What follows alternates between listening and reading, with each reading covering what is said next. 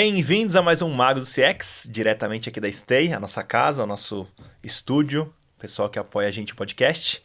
E hoje quem vai contar um pouquinho das mágicas que fez o nosso setor é a Georgia Mercadante, ela que é diretora de CX na Valinet, apaixonada por esporte, Jogos Olímpicos, e ela disse que já visitou todas as capitais do Brasil. Eu fiquei impressionado.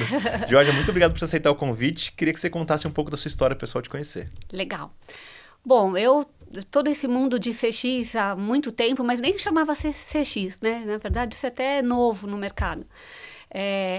Eu tenho 53 anos, gente, então já vivi muita coisa. Comecei a trabalhar aos 13 anos.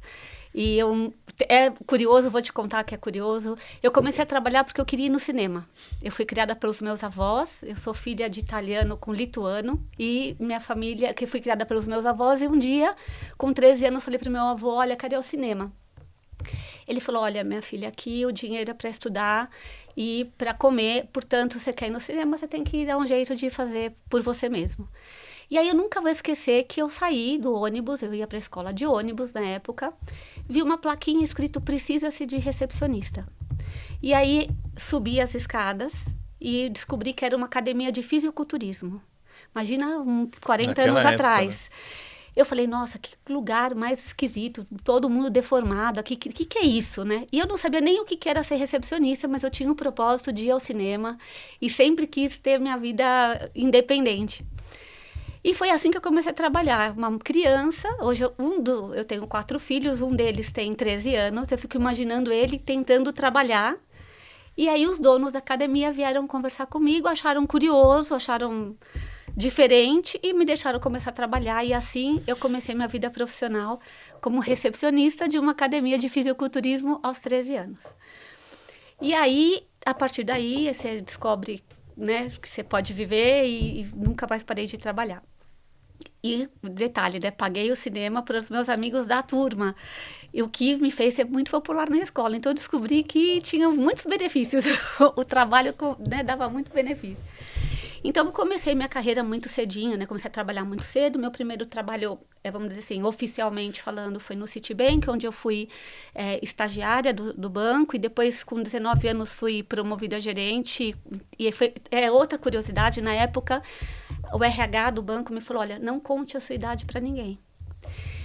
E aí que eu fui entender depois, porque, claro, eu fui efetivada como gerente de pessoa física da agência da Paulista, e quem vai investir dinheiro com uma mocinha de 19 anos, né? Um banco que era mais elitizado na época. Então, eu tive que assinar uma cartinha dizendo que eu não podia dizer minha idade para os clientes.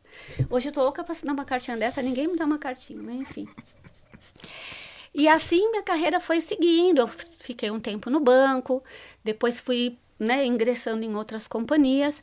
E uma das coisas, a minha primeira formação acadêmica foi publicidade e propaganda. Eu cheguei a trabalhar como publicitária, até um dia que eu tive que fazer uma campanha para Souza Cruz. Eu era redatora, para você ter uma ideia.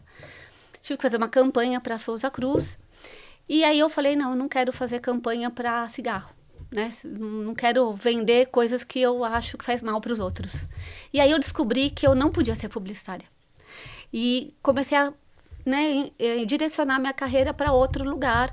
E aí fui direcionando para uma coisa mais promocional, para vendas, para atendimento na época. E acabei no ano de 99... Isso, 98, 99, nem me lembro mais direito, acabei entrando na Telefônica. Foi quando a Telefônica chegou ao Brasil comprando a Telesp aqui em São Paulo. E eu entrei nesse processo. Eu comecei prestando serviço como publicitária para a Telefônica. Acabou o projeto, eu fui convidada para ingressar à Telefônica como colaboradora. Fui gerente de merchandising, fui gerente de vendas e comecei a fazer cross-selling, isso em 2000. E era assim, gente, não tinha. Hoje eu escuto as coisas, eu dou até risada, porque eu vivi o começo dessas coisas, o embrionário desses movimentos, né? Então, na época, eu era gerente de vendas da Telefônica, né? E a gente era muito outbound, né? Outbound direto, né? As pessoas ligando para os clientes e tal.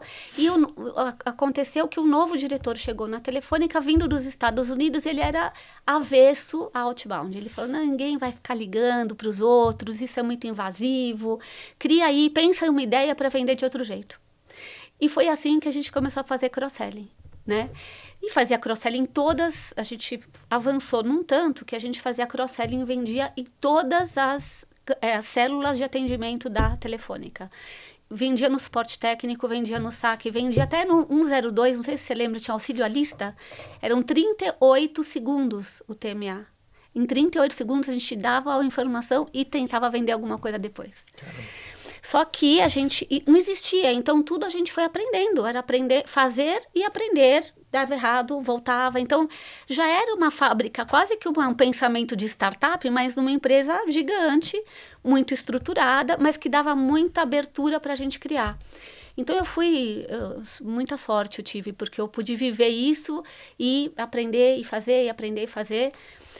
E assim fui parar no atendimento na época, porque aí chegou uma hora que o gerente de atendimento, o diretor de atendimento, começou a ter, né, alguma dificuldade, porque não dava para duas pessoas estarem dando, né, diretrizes ao mesmo tempo para o mesmo grupo. Então, eu acabei, a convite do diretor da Telefônica na época, indo para atendimento. E levei o cross-selling com o atendimento. E aí eu descobri que vender e atender é muito positivo, porque você não vende nada para alguém se aquela pessoa não resolveu, né? É subestimar demais o cliente achando que ele vai comprar se o primeiro motivo pelo qual ele chegou ali você não supriu. Então, era uma estratégia para atender melhor. Era uma estratégia para que as pessoas pudessem fazer seu trabalho melhor, o seu trabalho core. E foi muito bem sucedido. Chegou uma hora que o cross-selling passou a ser 38% de todas as vendas da Telefônica. Mudamos o modelo de forma radical. Acabou essa história de TMA, de correr para atender, falar rápido, porque era mais... Tinha que dar eficiência financeira. Eficiência financeira não é falar rápido, né? Então, a gente mudou toda a lógica do atendimento, criamos um projeto novo, a 4 mãos, a muitas mãos, e acabou virando o modelo da Telatam no Brasil e do grupo. E aí, por conta disso, fui para o Chile, morei 5 anos em Santiago e fui diretora, fiquei 1 ano na Telefônica e 4 anos na Atento, que era do mesmo grupo Telefônica, como diretora da Movistar, de todas as operações, de atendimento, de vendas, de cobrança, back-office, enfim, inclusive das lojas físicas. Voltei para o Brasil 5 anos depois, por razões pessoais, e voltei pela Atento, hein? Voltei ainda no grupo, mas no braço da Atento, da empresa Atento. E passei a atender os clientes do segmento financeiro. Eu trabalhei muito com espanhóis, o fato de estar tanto na Telefônica e ter vivido no Chile me conferiu assim, uma certa habilidade de trabalhar com a cultura espanhola, mas pelo aprendizado mesmo. Então, eu voltei e fui atender o Santander. Fui 5 anos diretora das contas também do Santander, né, das contas da Atento. Então, também, vendas, cobrança, um pouco de atendimento. Então, fiquei 5 anos atendendo as operações de mercado financeiro. Depois fui para recursos humanos, passei 3 anos atendendo recursos humanos, como diretora de recursos humanos, na Atento também. E depois saí, e desse período eu fiquei 20 anos no grupo Telefônica, entre Telefônica propriamente dita, Atento, e acabei indo para startup, fui para Madeira em Curitiba, para abrir uma área de atendimento, para começar, né? Foi muito bacana, porque eu, né, Telefônica, Atento, são grandes corporações, e fui para uma startup voando, né, em pleno crescimento, e foi para um segmento que eu nunca tinha trabalhado, e foi muito legal para e-commerce, né? Foi um grande aprendizado para mim também. Fiquei 2 anos na Madeira, depois fui para o Grupo Pão de Açúcar, fiquei outros 2 anos e meio, mais ou menos, na época da pandemia. Então, foi outro aprendizado. A pandemia foi um grande aprendizado, mas a pandemia, no que se referia a atendimento a clientes e clientes que compravam por aplicativo, foi, assim, surreal, né? Porque o mundo descobriu que o aplicativo não era só conveniente, era quase sobrevivência. Então, eu ingressei nesse momento. Foi um super aprendizado, foi muito bacana. Aliás, eu adorei trabalhar no Pão de Açúcar e eu adoro o pessoal do James, enfim. E aí, acabei recebendo um convite para ir para Belo Horizonte, onde eu estou hoje. Fui ser diretora de experiência do cliente da 123 Milhas. Foi bárbara a experiência, para turismo, que é uma delícia por si só, né? Mas é nervoso, é um segmento nervoso, muita coisa acontece, são muitos subsistemas, muitos fornecedores envolvidos. Então, você vende algo que você não tem, porque você vende companhia aérea, você vende hotel, você vende seguro. Nada é seu produto e você tem que dar conta e atender bem os clientes, mesmo que não seja algo que você mesmo produziu. Então, foi também super rico, uma experiência muito bacana. E aí, acho que o mundo sabe o que aconteceu na 123 milhas, não vou nem entrar no mérito, mas sou super grata, porque de verdade também para mim foi importante ter vivido na minha carreira esse processo. E aí fui para a Valinet hoje. A Valinet é uma empresa mineira, uma empresa do segmento de telecomunicações, o core é a internet, mas tem outros produtos agregados também. É uma empresa que tem 27 anos praticamente de existência, muito forte em Minas, e que me deu a oportunidade de atuar como experiência do cliente. E também agora, recentemente, eu assumi uma parte de recursos humanos, que são os subsistemas mais ligados a desenvolvimento, a recrutamento e seleção, e enfim, está mais ligado a soft skills, vamos dizer assim, e um pedacinho de fábrica de RH. Então, hoje eu tenho as 2 cadeiras e é isso. Estou aí a pleno vapor. Nossa, incrível, assim. É muita coisa que eu já anotei aqui. Então, vamos lá.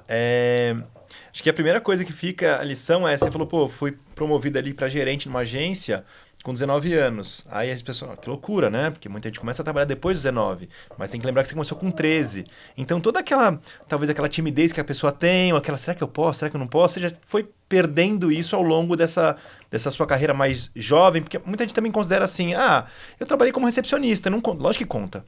Você convive com pessoas, você tem um chefe, você começa a aprender um monte de coisa da dinâmica do trabalho que te deram talvez um punch pra alguém virar e falar assim, pô, apesar de eu ter 19 anos, eu quero ela aqui pra cima. Então, assim, eu queria só reforçar aqui o quanto esse seu início cedo te ajudou a estar mais madura do que a média quando você tinha 19 anos. Mas eu acho que tem muito a ver, primeiro com o meu perfil, né? Eu nunca tive medo das coisas, assim, eu nunca tive medo. Sempre fui uma pessoa mais arrojada por natureza. E até a ignorância às vezes é uma bênção também, né? Hoje, com tudo que eu já vivi, eu teria mais preocupação com algumas coisas que na época, para mim, eu me divertia fazendo. Para mim era a experiência. Uhum. E eu tô na experiência porque realmente eu valorizo a experiência. E eu não desassocio o ser humano, sabe? Para mim não existe isso, o pessoal e o profissional. Nós somos uma coisa só. E as coisas estão todas desligadas, né? E é muito... Se eu te contar essa história do Citibank, foi muito legal. Porque eu entrei na faculdade e eu tinha que pagar a minha faculdade, né? E, então eu tinha isso, eu tinha que lutar pela minha vida. Você não estava no banco ainda, quando você entrou? Não estava, eu entrei na faculdade e eu tinha que pagar a faculdade. Eu falei, bom, agora eu tenho que pagar minha faculdade, e aí? Na época, não tinha telefone na minha casa. Porque é engraçado, né? Eu sou judia, todo mundo acha que judeu é rico, né? Não tem muito judeu rico, mas tem muito judeu que não é rico. E o meu caso foi esse. O que foi ótimo, para falar a verdade, porque me deu muita energia para buscar. Então eu sabia que se eu quisesse alguma coisa, eu tinha que ir atrás. Legal. E não tinha medo de ir atrás. Então... eu desci para falar no orelhão. Existe gente que fala no orelhão, na época mais, né? Mas não existia celular. Nossa, eu nunca mais vi um orelhão, faz muito tempo que eu não vejo. Pois é. Na época não tinha celular. Então eu fui ligar para minha mãe, então tinha que ser no orelhão, e tinha uma pessoa na frente, no orelhão. Eu ouvi a pessoa conversando com alguém, e na conversa saiu, olha, hoje é o último dia para se inscrever no programa de estágio do Citibank. Eu ouvi. Eu esqueci que eu ia ligar para minha mãe. Tá. Eu esperei a moça terminar e falei, olha, desculpa, né, inscrição, mas eu ouvi e eu tô procurando trabalho, tal. Ela falou, olha, hoje é o último dia. Você sabe como que eu faço para me inscrever? Ela falou, tem que ir lá na Paulista, na agência lá, porque lá tem o Recursos Humanos e procura lá. Tá bom. Eu falei, como você chama? Ela, Cristina. Vai vendo. Eu voltei, não liguei para minha mãe, voltei, tomei banho, me arrumei, peguei o ônibus e fui para Paulista. Você tinha que idade? Eu tinha 17. Tá. 17 anos. Aí cheguei lá, aquele prédio gigante, falei, bom, começo onde? Perguntei pro segurança do prédio, olha, você sabe me dizer? Não, e ela me disse assim, olha, parece que o responsável lá se chama Milton Lobo. Acabou. Milton Lobo, onde você estiver, um beijo gigante. E fui lá, perguntei pro segurança, olha, você sabe onde que fica o tal do Milton Lobo? Não sei o que. Ele falou, olha, você tem que descer no subsolo na recepção, porque ele é o gerente geral da agência. Pede para falar com ele. Eu fui na recepção, pedi para falar.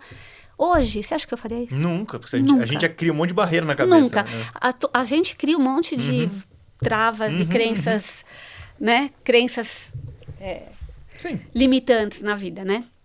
Mas eu perguntei, e ele, não é que ele me atendeu? Eu era uma mocinha de 17 anos. Ele me atendeu, isso eram 4 horas da tarde, mais ou menos. Aí eu falei, olha, eu fiquei sabendo hoje. Ele, quem que te contou? Eu falei, a Cristina. Como se eu conhecesse. Cristina, não sei nem quem você é, nem lembro. A Cris... A Cristina. Falei, a Cristina. Aí ele falou, a Cristina que trabalha no cofre? Eu falei, ela mesma. Vai vendo. Não era a Cristina. Só que o que acontecia? A tal da Cristina que trabalhava no cofre fazia a mesma faculdade que eu entrei. Então ele associou o nome da faculdade que eu estava e o nome da Cristina e achou que era... Pronto, e eu também não ia desmentir, né? Isso mesmo. E aí o papo fluiu. Ele eu contei permitiu uma entrada, então você começou a falar, ele começou a ver que você tinha... Né? Eu acho que ele percebeu essa vontade de fazer as coisas e tal. E aí ele me deu corda e eu contei e tal. Ele falou, olha, eu não sei se vai dar tempo ainda, mas eu vou ligar para a diretora de recursos humanos e eu vou pedir para ela encaixar você na entrevista. Ele ligou, a diretora de recursos humanos na época se chamava Joanne, que era uma americana, e ela me encaixou. Eu fiz a minha inscrição. Ele deve ter falado bem de você também, que você causa uma boa impressão. Ele pediu para ela me inscrever, sim. E aí ela me inscreveu, eu desci, fiz toda a minha inscrição. Tal. Eu já tinha ganho. Quer dizer, tudo que aconteceu já era ganho para mim. Sim. Aí, tá bom, então processo. Fiz provas, eram 2 provas, fiz as provas. Depois tinha uma dinâmica de grupo, o final. Eu cheguei e aí eu ia de ônibus. Eu lembro que eu fui lendo a revista Veja. E na revista Veja tinha uma matéria falando sobre sustentabilidade. E também, como é que era? Falava sobre sustentabilidade. E tinha uma outra que falava que o brasileiro não tinha o hábito de passar fio dental. Tá. Vai vendo. As conexões. Olha, mas eu acho que tem muito isso. A criatividade vem da associação das coisas. Sim. Aí eu fui lendo a revista para passar o tempo no ônibus. E chegou lá, o que era a dinâmica? A dinâmica era, você tinha 10 minutos para inventar um produto, definir as características desse produto, os benefícios desse produto e 10 minutos para apresentar. Você já meteu e era individual. Eu tinha 40 pessoas, todos os meninos de terno, gravata, que estudavam na AGV, não sei aonde. Eu falei, eu não vou passar aqui nunca, né? Eu era, acho que a única menor de idade ali. Tá bom. Eu falei, bom, agora eu sei uma coisa, para eu me diferenciar, ou eu sou a primeira ou eu sou a última, porque o sanduíche ninguém lembra. No meio. Tem que ser assim, muito outstanding para ver. Deixa eu causar aqui para ser notado. Aí, eu tava com as coisas, tal, era uma cartolina que davam, tal. Na hora, o que eu pensei? Falei, bom, para usar fio dental, eu criei uma pasta, eu tenho guardado hoje, eu criei uma pasta de dente, que à medida que você apertava a pasta, saía o fio, automaticamente. Tá. E ela era toda ecológica, não sei das quantas, você juntou o fio dental com Eu desenho bem, modéstia à parte, eu desenho bem, então desenhei, coloquei, os atributos estavam na minha cabeça. E na revista tinha um monte de estatística. Então, na hora de justificar, eu mandei bem nos percentuais que diziam X% não usa, tá. Eu criei muito rápido e me voluntariei para ser a primeira. E tinham 3 vagas. E eu consegui. Puta, que legal. Entendeu? Então, hoje eu falo muito com jovens, até porque eu fiz mestrado em educação, então minha ideia futuramente, né, quando eu terminar minha carreira de executiva, é dar aula. E eu falo muito pro pessoal, cara, se você quer alguma coisa, vá atrás. Desde que seja limpinho, né? Desde que você não prejudique ninguém, que seja ético, que seja bacana e bons propósitos, vai atrás, porque depende de você. Os seus pais não achavam estranho? Eu não fui criada pelos meus pais, eu fui criada pelos meus avós. Tá bom. Meus avós, minha avó veio de guerra, né? Tá bom. Minha então, família... pra ela, nada era esquisito, assim. Porque... Pra quem chegou da Lituânia sem falar nada, sobreviver e ir atrás do que quer é uma virtude. É normal. Então, tudo que você virtude. falava que você ia fazer, ela achava... Eles me davam muita força. Tipo, né? legal, bacana. Ninguém te desmereciam? Falavam, não, você é Não, doida? ao contrário, Nada. ao contrário. Eles me valorizavam, tal. E sabe Quando você fazia que... esse tipo de coisa, eles valorizavam. Quando você foi trabalhar e tudo, legal. Não, meu avô foi. Depois que eu contei pra ele que eu tinha entrado numa academia de fisiculturismo, aí ele foi lá pra ver. Ah, tá bom. Porque Ele deixava, mas... foi lá olhar, Tá, né? tá. Mas, porque ele também me desafiou, meu avô adorava me desafiar. Legal. E eu curto um desafio, né? Mas só aprendi isso depois que eu fui ver que você vai entendendo quem você é na vida, né? Sim, sim. Então, meu avô me deu o estímulo que eu precisava para ir atrás, sabe? Tá. Mas, enfim, mas a minha mãe também me dá muito estímulo. Minha mãe também foi uma profissional de primeira linha e sempre me deu muito, muito crédito. E eu iria com crédito ou sem crédito, porque... Sim. Legal, né? legal. Você falou um ponto de crença limitante, né? E eu queria já aproveitar. Quando você sai de um mundo... são 20 anos ali num grupo grande, não importa qual seja. E tudo bem que você falou que era muito dinâmico, mas eu tenho certeza que muita coisa tinha regra, tem um certo limite que você pode ir ou não pode ir. Sem dúvida. Quando foi essa primeira virada que foi na Madeira Madeira, o quanto tempo demorou para você mesma tirar essas travas? Ou foi muito rápido? Não, aqui eu posso fazer o que eu quiser, aqui eu não... Porque era uma empresa em crescimento, então você que era autoridade no assunto, te contrataram por causa disso, imagino eu. Então estavam querendo que você dissesse que não podia ser feito. Exato. Mas o quanto você se limitava ou não no Madeira Madeira nesse início de trabalho? Eu não tinha muito... A minha maior adaptação foi a falta de regra. Então, Mas não porque eu precisava da regra, mas é porque eu tinha aquela sensação de que eu podia estar infringindo alguma coisa que eu não conhecia. E eu tinha uma preocupação grande em não quebrar ovo, sabe? Assim, eu tinha uma preocupação grande em poder me adaptar sem criar muita resistência, muito ruído. Então, era essa a minha preocupação, mas não chegava a me limitar, sabe? Porque... Você nunca... Mesmo ficando 20 anos numa caixa... Aquilo não te... Mas você sabe que eu vivi caixas como a Telefônica, como a Atento, mas em ambientes que a gente tinha que construir, porque eu sou de uma geração que teve que construir isso. Tá. Então, eram ambientes muito, de fato, organizados e tal, mas do qual eu participei da construção. Tá. Entendeu? Tá. Eu vou te contar, quando eu cheguei na Telefônica, de verdade, era a Telesp. Tá? A Telefônica acabado de adquirir o consórcio. Tá. Eu dividi uma mesa com 5 pessoas.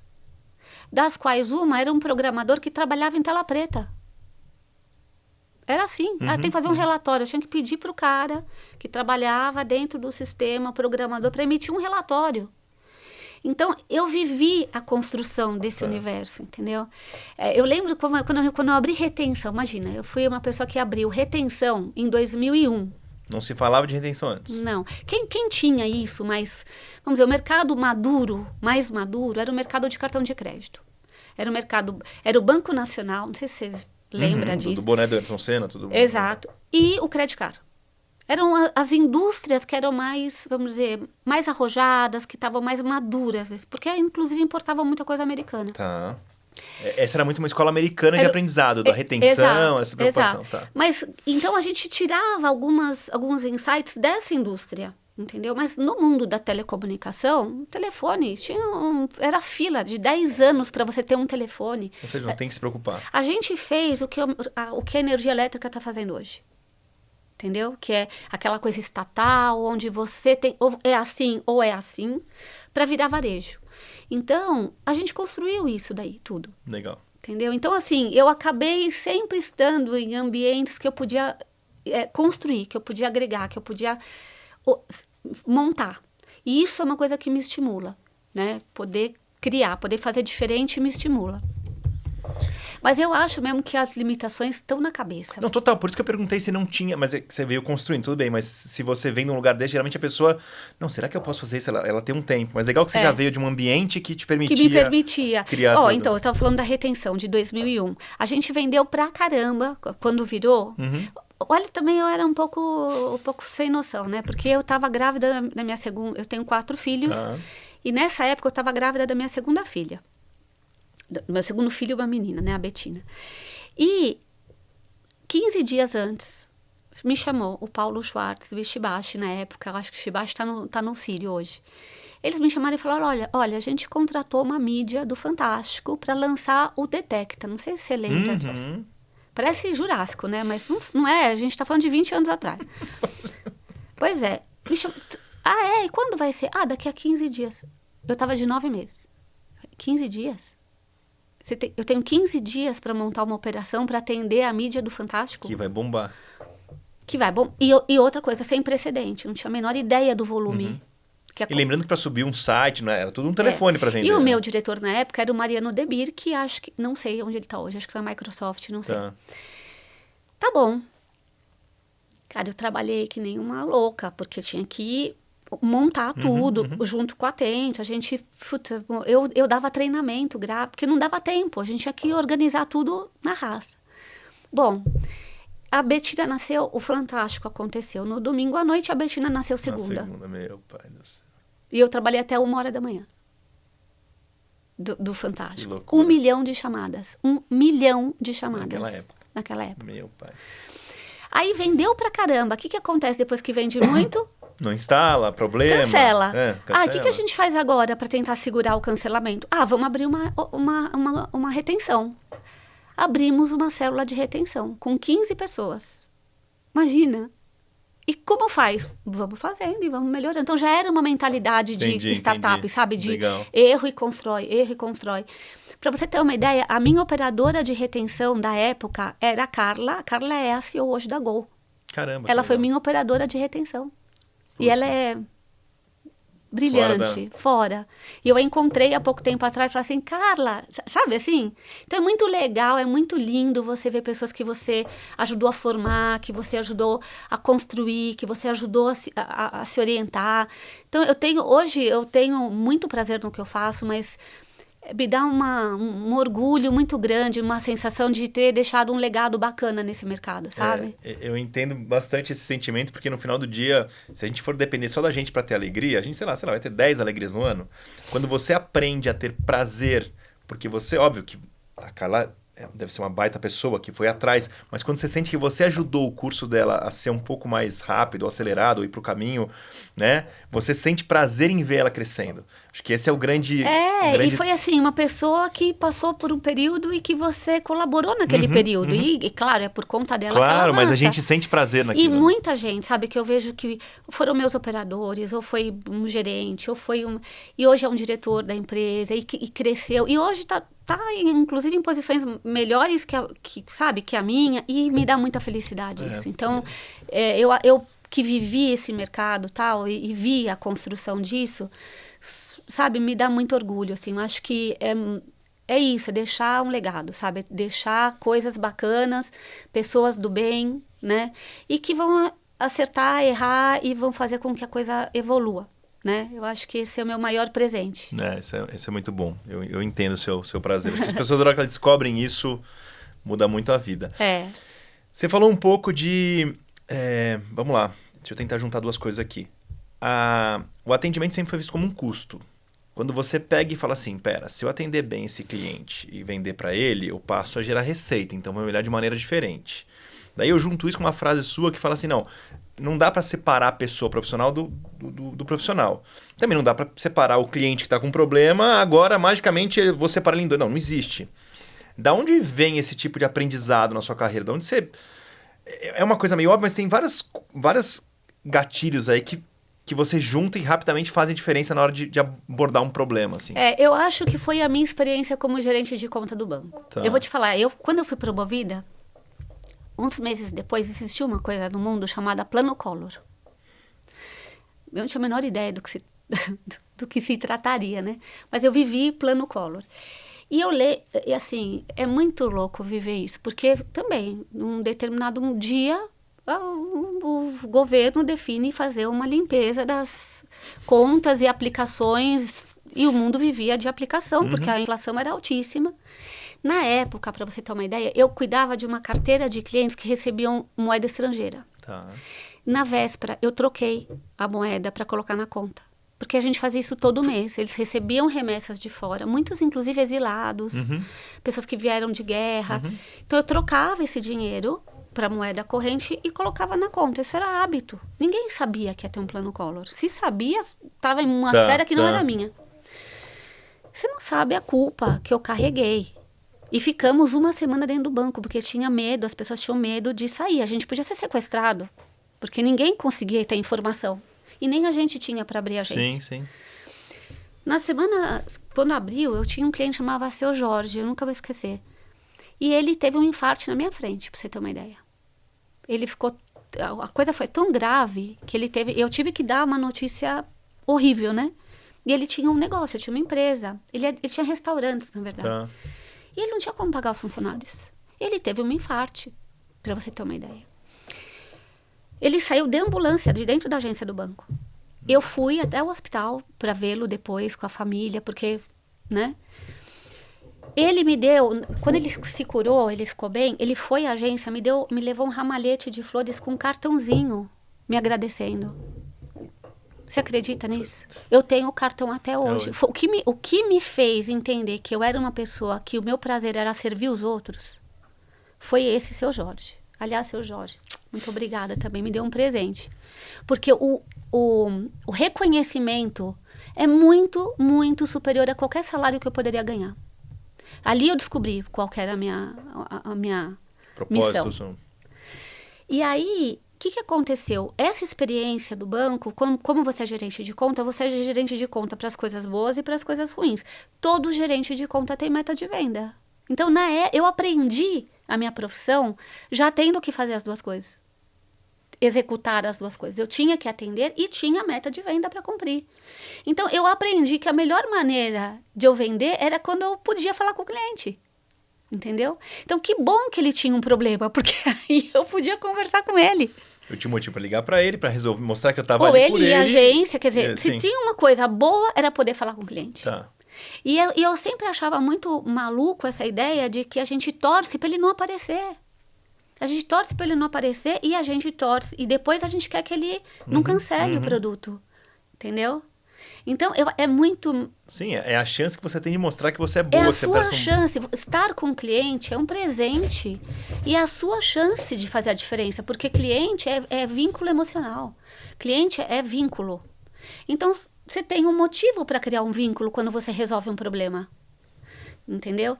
E aí, quando você resolve um problema, esse cliente vai estar agradecido por você ter resolvido. E aí você pode ser mais consultivo. Não dá para você vender qualquer coisa. Você tem uma inteligência no cross-selling. Tem uma inteligência que tem que ter a ver com o momento de vida, com as necessidades daquele cliente, às vezes até com o problema que ele teve. Então, você também tem que ter uma habilidade de conectar a informação e associar. Não dá para vender qualquer coisa. Tem que ver para esse cara funciona. Exatamente. Porque aí vai fazer sentido para ele não vai entender como, ela está querendo bater a meta. Entendeu?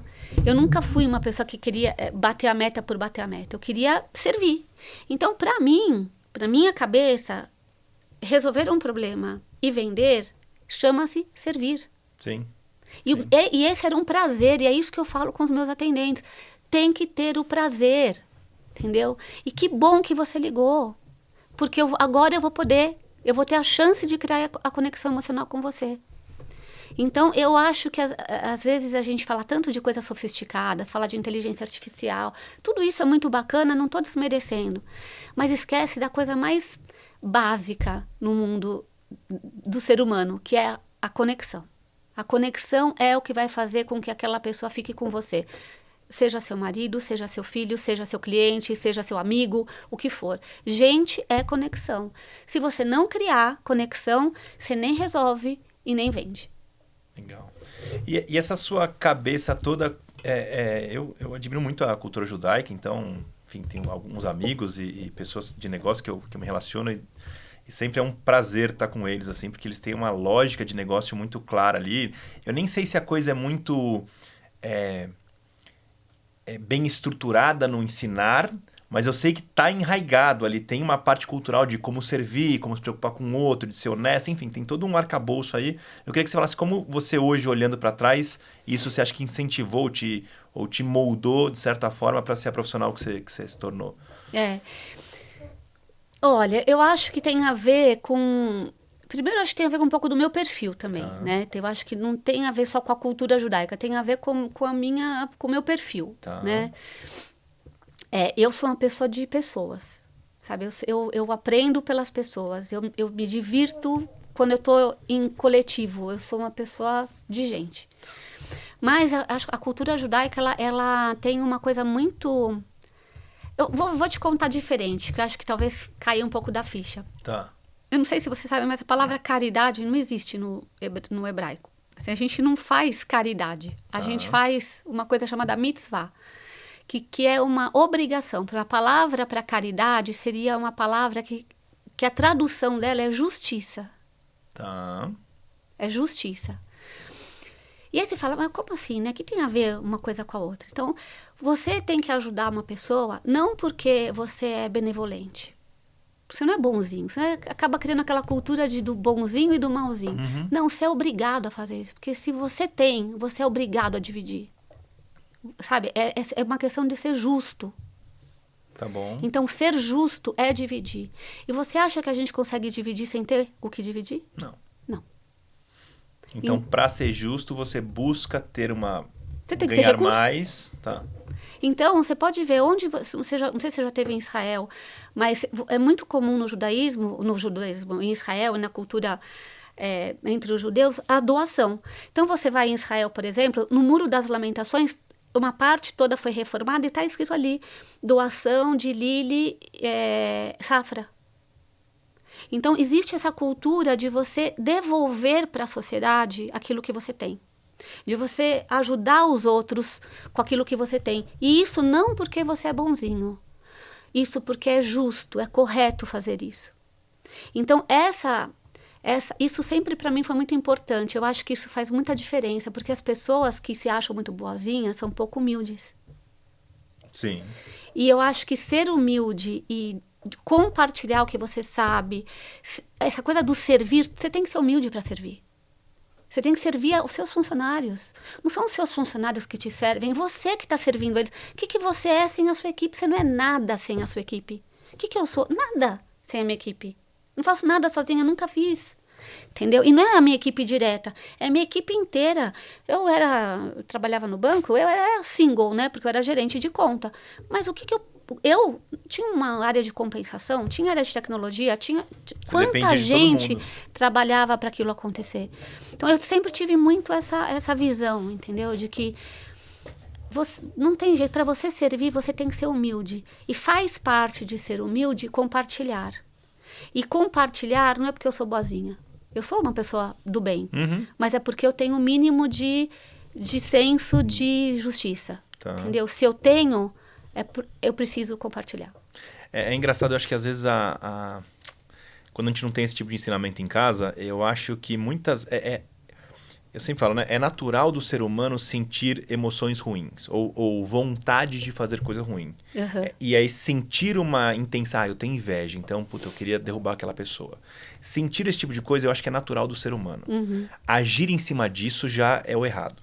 Não é sentir. Sentir todo mundo vai sentir. E quanto mais você age por um instinto bom, melhor você fica. Porque você vai apagando aquela vontade de fazer o ruim. Então, quando você tem isso na sua cabeça, fica muito fácil. Pô, como eu tenho naturalmente pra mim, eu sinto prazer, e aí um egoísmo, né? Eu tenho prazer em ver as pessoas indo pra frente, eu faço coisas boas pela empresa, a pessoa me olha e fala, pô, Georgia tá ajudando aqui, ela montou, ela ajudou, ela fez o pessoal subir, cara, ela já tá pronta para ser gestora. E quando eu vejo alguém que tem muita inveja e age em cima daquilo, puta, essa pessoa só vai destruindo o ambiente, só vai minando, ela é muito boa, mas só mina, ela não vai para frente. Exato. Então é maluco como uma coisa que você faz por um motivo te leva a um lugar... outro, E foi intuitivo, porque, por exemplo, o pessoal fala para mim, poxa, mas você passou por situações de preconceito, porque você era mulher e tal? Eu falei, olha... Se eu passei, não percebi. E nunca tive essa coisa. Eu não posso, porque... Não, eu não estava nem aí. Eu nem me preocupava com isso. Se eu podia, se eu não podia. Se os homens ganhavam mais, ganhavam menos. Nunca me preocupei. Nunca me preocupei com isso. Então, se eu passei... Talvez tenha passado. Eu já passei situações de assédio sexual dentro da empresa. Já passei coisas feias também. Mas todo mundo passa coisas feias, né? Mas isso nunca me conteve, assim. E nunca me senti vítima também, entendeu? Porque... E nunca, como você não tinha isso na cabeça, nunca te limitou também. Nunca me limitou. Não, acho que eu não vou porque o fulano tá comigo concorrendo. Não, tá bom, vou e passei. Se acabou, não foi, tá bom. Entendeu? Também. Então, eu acho que, claro que não foram flores, não. Claro. E assim, é muito bonito ver a trajetória, porque assim, hoje com 50, eu vejo a diferença de quando eu tinha 30. O que eu acho que a gente vai amadurecendo, que é o benefício da maturidade, é que você consegue identificar os motivos que te levam a sentir determinadas coisas, sabe? E os valores também começam a mudar. Você começa a colocar as coisas no seu devido lugar. Então, o que eu penso é que quando você é mais novo, você está mais suscetível sabe, a insegurança. Será que aquela outra pessoa vai fazer melhor que eu? Porque você está em plena construção, né? Eu fiz coisas erradas também. Por exemplo, eu me lembro uma vez na Telefônica, era dia do aniversário do meu filho, do meu primeiro filho, e meu chefe na época falou, olha, amanhã de manhã tem uma apresentação que o diretor pediu para ir tal, que o vice-presidente pediu e o meu diretor tinha me pedido, eu era gerente naquela época. Você pode, era tipo 3 horas da tarde, você pode montar para mim e tal? Eu falei, tá bom, vou montar, né? Cara, eu terminei 8 horas da noite. A hora que eu cheguei em casa, sabe o que aconteceu? Eu me deparei com uma mesa, com um bolo, com as luzes apagadas e meu filho estava dormindo. Hoje eu faria isso? Não. Na época eu esqueci do horário. Esqueci que era aniversário. Sabe, quando você está tão concentrado, aquilo me matou por dentro. Eu falei, meu, olha o que eu fiz. Então, mas você nunca tinha vivido aquilo para saber. Exato. Então, não vem com manual de instrução. Sim. A gente erra, a gente bate cabeça, a gente vai amadurecendo com o tempo. As inseguranças também vão diminuindo com o tempo. Você consegue dimensionar melhor teus valores. Até onde eu vou, até onde eu não abro mão. Isso a maturidade vai trazendo. Sim. Sabe? Mas sabe, o alicerce, a fundação tem que ser boa. É a fundação, porque você falou isso muito de casa, muito de cada um também, sabe? Quantas pessoas sabem que o pai e a mãe são super do bem e a pessoa tem alguma questão, entendeu? Que pode ser pelos traumas que ela viveu, por inseguranças próprias. Ou falta de limite também. Falta de limite. O importante, assim, o que eu acho que é bacana é a gente sempre se perguntar, por que eu tô sentindo isso? O que está me fazendo a levar a fazer isso, a sentir isso? E tentar trabalhar isso. Porque é o que você falou, é humano, todo mundo vai sentir, todo mundo... E é isso, é procurar se autoanalisar e entender a origem, né, para tratar. A gente tem que olhar, às vezes é difícil olhar para trás e olhar para a gente mesmo, você se sente, nossa, eu sou esse ser humano, calma. E é importante ter amigo também, né, não espelho. Porque hoje as pessoas, para ser amigos, tem que ter espelho. Então, é a pessoa que vai te validar qualquer merda que você faça, desculpa o português. Mas amigo não é aquele cara que faz isso. É aquele cara que te abre o olho e fala, cara, não é por aí, não foi legal. Então, acho que uma coisa que a gente precisa sempre ter é amigo. Amigo de verdade. Então, na dúvida, você não sabe, tenha bons amigos que te abrem o olho e não só que te validam, porque isso é espelho. Sim, sim. Entendi, perfeito. Vamos agora um pouquinho para o presente seu, né? Valinet. Então, o mercado de SP eu conheço mais ou menos, mas não muito menos que você. Eu entendo que existem ainda várias pequenas empresas Sim. E cada vez surgindo mais, mas também lá em cima existe um movimento muito forte de consolidação. Então, a gente teve até algumas que estão com ação na bolsa, mas muita empresa média aí se consolidando, se fundindo. Queria que você contasse um pouco, então, da Valinet, um pouco da dinâmica desse mercado, daí a gente faz algumas outras perguntas. Bacana. O que você falou é verdadeiro, né? Existem 20 mil provedores de internet no Brasil. Dos mais estruturados, né, maiores, aquele super, super local, da cidadezinha do interior, sabe? Aquele que tem na garagem, fez quando não tinha internet na cidade. Então, tem de todo tipo. Então, de fato, não tem muito sentido, né, esse volume todo. E alguns estão se fundindo, muito movimento de um comprar a empresa do outro, para formando carteiras. É uma forma de crescer, né? Claro. Você tem a forma orgânica de crescer e você tem, pelas aquisições, a possibilidade de crescer também. Então, esse é um movimento que existe, de fato. E ele continua, porque eu sei que teve um tempo atrás, antes dos IPOs de algumas das grandes aí, ele foi muito forte. Eu não sei como é que está hoje. Hoje ainda existe. Continua esse movimento. Continua esse movimento. E na Valinet também existe, tá? Mas a Valinet está num processo de aquisições. Então, assim... Não ela é parte do consolidador. É parte do consolidador. Tá. É uma empresa muito sólida, né? Assim, eu sou muito feliz de trabalhar na Valinet. É uma empresa muito séria, muito ética. Os donos da empresa são pessoas extraordinárias, super do bem. que fizeram uma empresa familiar se sentir família. As pessoas se sentem família. Então, isso é muito bonito na empresa, sabe? E tem uma intenção, sim, de continuar nessa toada do crescimento, mas sem perder a solidez, tá? Então, não é uma empresa que vai dar passos equivocados. Você estuda muito, observa muito, tem seu plano de negócio bem estruturadinho, né? E faz as coisas, mas mantendo a solidez, né? E o que isso traz também uma segurança para os colaboradores, sim, né? Sim. Então, a empresa que hoje está em Minas, em todas as áreas, ela nasceu no Vale do Aço, a matriz está em Itabira, e dali foi expandindo, né? Foi expandindo para outras cidades, tanto do Vale do Aço quanto para Belo Horizonte, que eu já atua também em Belo Horizonte, agora está no Vale do Rio Doce, que é onde está, enfim, tem outras cidades ali importantes, e está expandindo dentro do estado mineiro, né? Tem muito espaço ainda para crescer, mas em Minas é muito sólida, bastante importante, tanto no B2C quanto no B2B.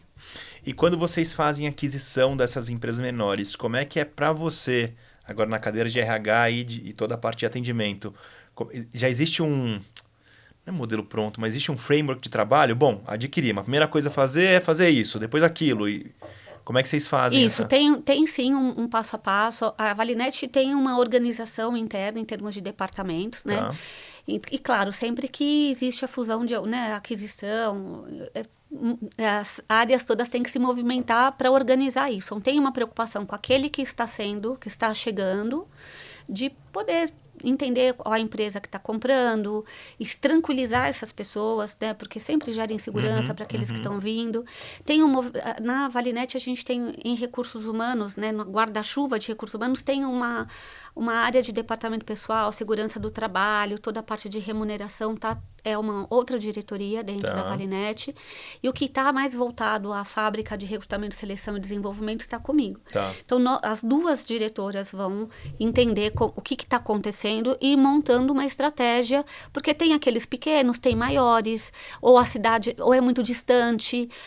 Então, tem um framework, tem um passo a passo, mas às vezes a gente tem que customizar dependendo de onde está, de qual tipo de empresa. Em tecnologia, a mesma coisa. Então, você está adquirindo, mas tem todo um parque tecnológico. Legado, né? E como é que isso vai, né, se internalizar dentro da empresa? Em que momentos essas trocas vão acontecer? Se é que vão acontecer? Então, tem um framework, mas você tem sempre que estar revisando, porque tem particularidades. Não dá para fazer uma fórmula mágica e... Tem um passo a passo, Sim. mas tem que customizar um pouquinho, né? Tá. E tem essa preocupação muito séria daquele que está chegando, sabe? Assim, porque a insegurança é sempre daquele que está sendo comprado. Então, a gente tem que tranquilizar, tem que trazer, até porque a ideia é não impactar nenhum cliente. Né? Então, tem que ser transparente para os clientes, a gente tem que tranquilizar não só que eles estão chegando, mas os clientes também. Então, tem um trabalho de comunicação importante para ser feito para poder tranquilizá-los. Né? Legal. Essa é uma preocupação que a gente tem, sim. Mas como vocês já fizeram algumas, deve ter pessoas que estão lá até hoje, acho que fica mais fácil até de mostrar exemplo hoje, né? Não, ó, fica tranquilo, tá aqui, tem tal pessoa, tem isso, aconteceu tal coisa. Não, a Valinet é uma empresa que tem 27 anos quase, mas tem pessoas que estão desde a fundação. Legal. Né? Tem executivos que estão há 18 anos, 15 anos, né? Tem pessoas que estão lá, são legados da empresa e super atuantes, super parceiras. Então, as pessoas têm orgulho de trabalhar na Valinet, isso é bacana, sabe? E é uma coisa que quando você está em empresas muito, muito grandes, né? Você, muitas vezes, não sabe quem é, né? Você não sabe nem para quem você está trabalhando no final das contas, né? Você está trabalhando para o acionista, sei lá quem são. Está lá na Espanha, por exemplo. São. Então, você acaba se ligando muito à tua liderança direta, porque você acaba criando um compromisso com a tua liderança direta ou com os teus clientes. Você cria compromissos. Mas é legal estar vivendo essa experiência que eu estou vivendo hoje, porque você consegue enxergar o todo, sabe? Eu consigo enxergar o negócio como um todo. E eu dou muito valor à cultura que eles criaram e essa sensação de todo mundo fazer parte do mesmo propósito. Isso é bonito ver. Legal. E essa coisa meio inusitada aí? Vamos falar do RH. Você já tinha tido uma passagem pelo RH, que Isso. já não é tão comum, não é um problema, não é tão comum. E hoje você ocupa 2 cadeiras. Como é que isso conflita, não conflita? Como é que é essa dinâmica desses dois chapéus aí? Não, porque hoje, o que está acontecendo, né? Não sei se você já ouviu falar, mas a ideia da experiência do cliente é a mesma ideia da experiência do colaborador. Então, eu tenho, na verdade, um chapéu chamado experiência do cliente e experiência do colaborador. Tá bom, entendi. A gente tem que fazer jornadas para ambos. Porque o grande problema, o que é isso? É gente. Gente cliente, gente colaborador é gente. O grande negócio de quem lidera esse tipo de cadeira é gestão de expectativa. Então, quando você cria uma jornada de CX, você está fazendo o quê? Você está organizando a expectativa. Quando você cria a jornada do colaborador, o que você está fazendo? Organizando expectativa. Então, é afim, são atividades completamente afins. Tem técnicas específicas, mas são atividades iguais, né, na sua associação. Então, tem tudo a ver. Hoje, várias empresas estão usando esse mesmo guarda-chuva. Já é uma coisa legal. Já acontece. E faz muito sentido, porque você falou, né? Toda a parte de operação do RH não está com você e nem faz sentido. Mas essa parte da lógica, de tratar como experiência, tratar como jornada. Exato. Esse que é o grande... Que é o grande lance. E aí você usa o que para isso?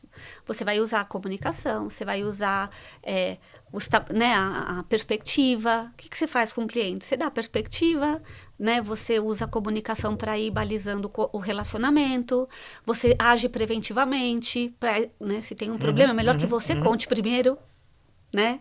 Do que esperar com que ele descubra. Um colaborador, é a mesma coisa. Você vai alinhar a expectativa, você vai usar a comunicação e as lideranças, que a liderança faz a ponte, né? Para que essa vida se prolongue o máximo possível. E é isso. E se acontecer alguma coisa, é você quem tem que estar no protagonismo, trazendo o colaborador para você. E não esperar que ele consiga um novo emprego para depois você descobrir que pena que eu não fiz nada antes. Sim, sim. Né? Então, é o mesmo pensamento, sim. Vamos dizer. E que você percebe de benefício? Não sei quanto tempo você está com esses dois chapéus. Pouco tempo. Eu estou na Valinet há 1 ano e 8 meses, mais ou menos. E esse ano é que eu assumi esse chapéu. Tá. Você já percebe algum benefício dessa atuação dupla versus as atuações que você teve sozinha antes? Você já percebe coisas que... Não ainda. A gente organizou, porque tem uma parte que é um pouco fabril, quando a gente fala de recrutamento e seleção, em especial. Então, a gente organizou primeiro essa parte, essa cadência, vamos dizer assim, e agora a gente está desenhando a jornada. Tá. A gente está, nesse momento, desenhando as jornadas.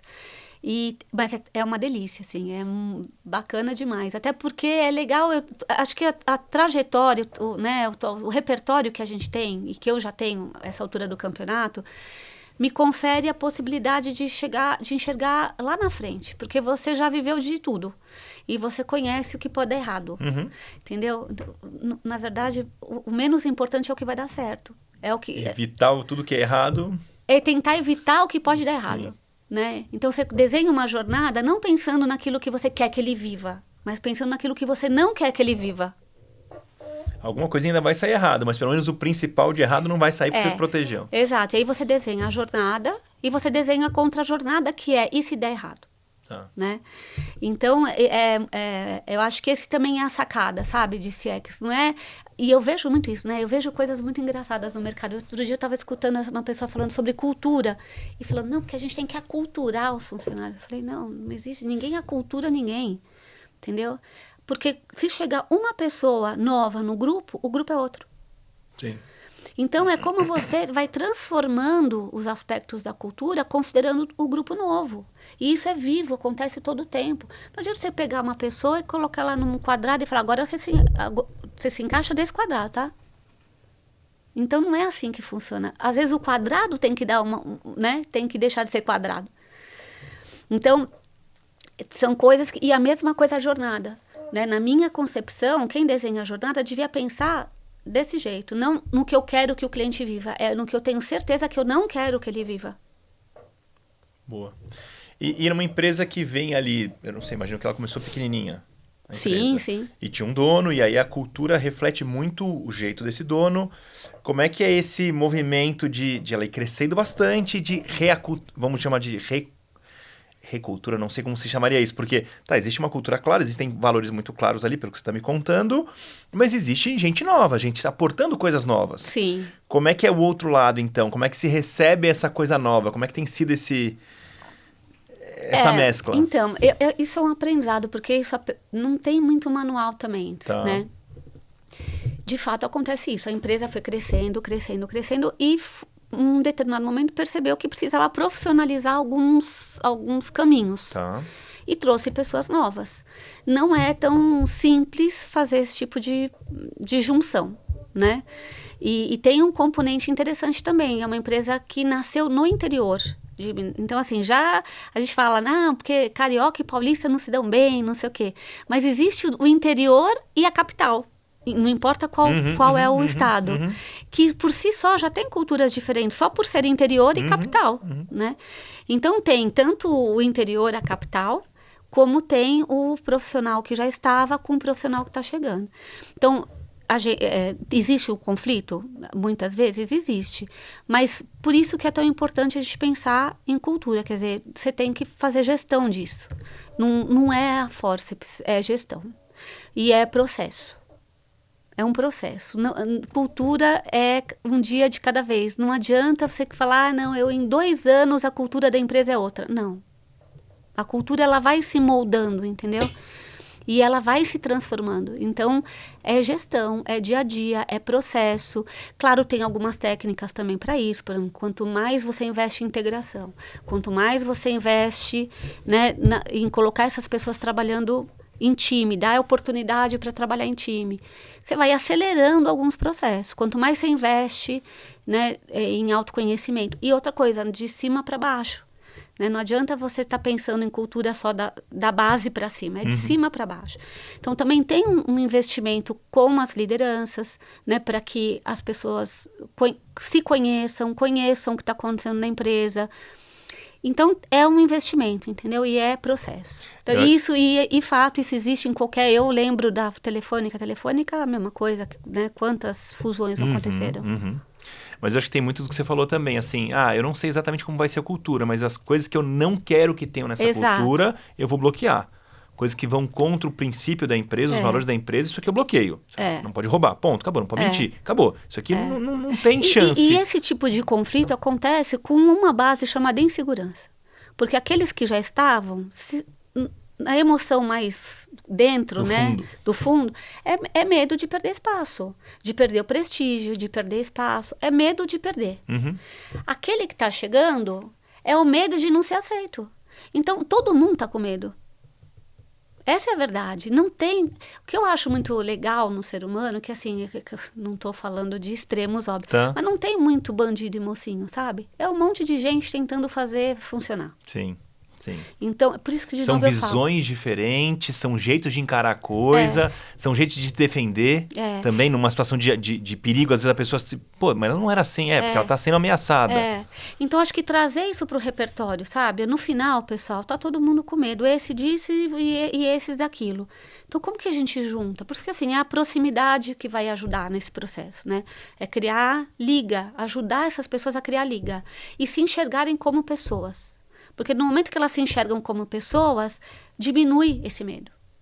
Entendeu? Sim. E, obviamente, cuidar com as ações, né? Então, cuidar da comunicação, né? Tem palavras que em ambientes dessa natureza acabam com o ambiente, porque reforçam uma insegurança. Então, cuidar muito da comunicação, cuidar das pessoas, estar próximo às pessoas, isso ajuda muito nesse processo. Perfeito. Puta, foi assim incrível. A gente chegou já aqui no fim da gravação, mas adorei o jeito que você encara as coisas, como você mescla informações e conhecimentos diferentes e consegue sempre levar pro objetivo e como as coisas não são tão óbvias, mas no final fazer a coisa boa, fazer a coisa certa sempre vale a pena e te leva para um caminho melhor. Muito obrigado, adorei. Imagina, eu só assim queria deixar um recado no final para o pessoal de CX. Não esqueçam de criar conexão, sabe? Eu escuto o tempo todo, não sei quantas 1000 palestras falando de inteligência artificial, que eu acho bárbaro, mas a gente não pode esquecer 2 coisas. Primeiro, a inteligência artificial sozinha Ela não funciona porque ela depende de perguntas. As perguntas, para acontecer, precisa de conhecimento. O conhecimento, para existir, precisa da vivência. E a vivência só através da conexão. Então, não vai para o final do jogo. Lembra do básico. O ponto da experiência do cliente é gerar conexão e gerir expectativas. Se eu tivesse que resumir, gerar conexões e gerir expectativas. Esse é o nosso negócio. O resto é meio para te ajudar a chegar lá. Exato. E quando um cliente entra em contato, dê graças a Deus. Sabe? Essa ideia de que vamos torcer para ele não aparecer é o oposto.